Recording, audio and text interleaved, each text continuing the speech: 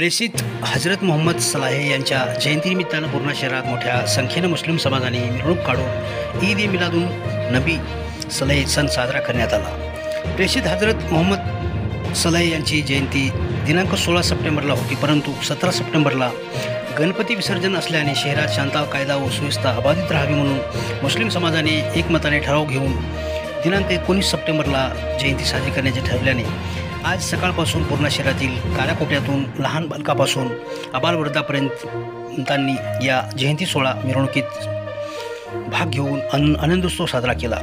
शहरातील विविध भागातून मिरवणूक काढून मिरवणुकीचा समारोप जामा मस्जिदीसमोर करण्यात आला व मिरवणुकीच्या सभेत रूपांतर झाले। यावेळी जामा मस्जिदचे शाही इमाम मौलाना हाफिज शमीम अहमद रिजवी यांच्या अध्यक्षतेखाली झालेल्या कार्यक्रमात मौलाना अब्दुल रशीद साहब बरकती, मौलाना अहमद राजा व इतर मौलानांची उपस्थिती होती।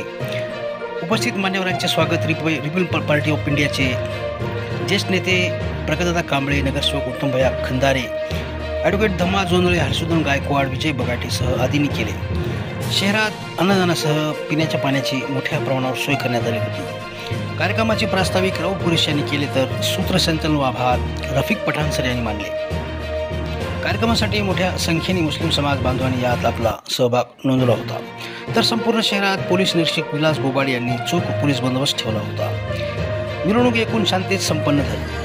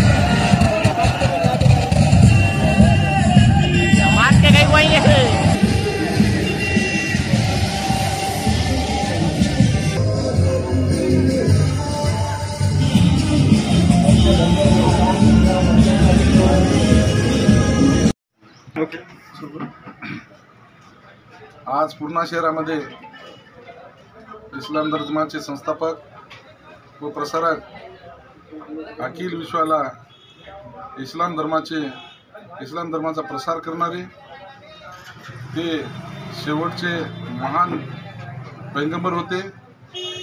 आज पूर्णा शहरामध्ये आनंदाच्या वातावरणामध्ये ईद ए मिलाद या कार्यक्रमाचं कमिटीच्या वतीने आयोजन करण्यात आलं होतं। आज सकाळी 9 वाजल्यापासून ईद ए मिलादच्या निमित्तानं संपूर्ण शहरामध्ये भव्य अशी मिरवणूक काढण्यात आली आणि या कार्यक्रमाला सर्व पूर्णा शहरातील सर्व जाती धर्माच्या लोकांनी शुभेच्छा दिल्या।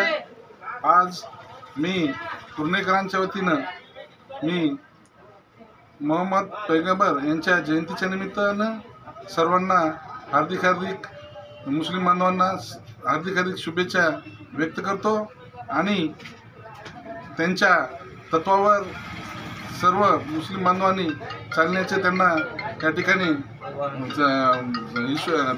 त्यांना अल्लाह शक्ती दो अशी या ठिकाणी मी प्रार्थना करतो आणि मोहम्मद पैगंबर यांच्या जयंतीच्या निमित्तानं मी पुन्हा एकदा सर्वांना हार्दिक शुभेच्छा व्यक्त करतो।